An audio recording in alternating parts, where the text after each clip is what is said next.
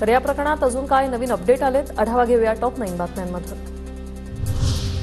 पुणे अपघात केसमधील गैरकारभार प्रकरणी ससून रुग्णालय प्रशासनाची चौकशी सुरू। डॉक्टर पल्लवी सापळे यांच्या अध्यक्षतेखाली त्रिसदस्यीय समितीकडून चौकशी। ससूनमध्ये अपघाताच्या अनुषंगानं काय घटना घडली याची चौकशी सुरू। आमच्या चौकशीचा रिपोर्ट शासनाला देणार डॉक्टर पल्लवी सापळे यांची माहिती। चौकशी समिती बरखास्त करा, रवींद्र धंगेकरांची हसन मुश्रीफांकडे मागणी। चौकशी समितीतील अधिकाऱ्यांमध्ये संवेदनशीलता नाही, चौकशी सोडून बिर्याणीच्या पार्ट्या झोडल्या जात आहेत, धंगेकरांची टीका। नसेल तर अत्यंत चुकीचे ही समिती बरखास्त करावी आणि दुसऱ्या वेगवेगळ्या क्षेत्रातील लोक बोलून ही समिती नेमावी। काय जर कदाचित त्यांच्याकडून उत्तर काय जर समजा अपेक्षित मिळाले नाही तर मग त्यांना बिर्याणी खायला घालू परत। माझी नियुक्ती शासनामार्फत, नियुक्तीवरील आक्षेपांवर डॉक्टर पल्लवी सापळेंची प्रतिक्रिया।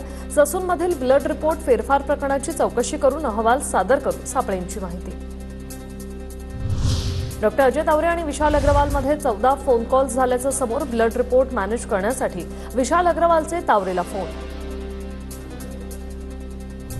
वेदांत अग्रवालचे ब्लड सॅम्पल बदलणाऱ्या डॉक्टर अजय तावरेंचे कुटुंबीय पहिल्यांदाच TV9 मराठीवर। तावरे निर्दोष आहेत, त्यांच्यावरचे आरोप निराधार असून ललित पाटील प्रकरणात तावरेंचा काहीही संबंध नसल्याचं म्हणत कुटुंबियांकडून पाठराखण। ससून हॉस्पिटलमध्ये एका कर्मचारी चौकशीच्या भीतीपोटी पळाला। पुणे पोलिसांची एक टीम आरोपीच्या शोधात। पुणे अपघात प्रकरणातील आरोपी वेदांत अग्रवालचे वडील विशाल अग्रवालचा जामिनासाठी अर्ज। अल्पवयीन आरोपीला गाडी चालवायला देण्याच्या पहिल्या गुन्ह्यात अग्रवाल न्यायालयीन कोठडीत। डॉक्टर श्रीहरी हळनूर आणि डॉक्टर तावरेंचं निलंबन होण्याची शक्यता। वैद्यकीय शिक्षण विभागाकडून उद्यापर्यंत दोघांवर कारवाई होण्याची शक्यता, सूत्रांची माहिती।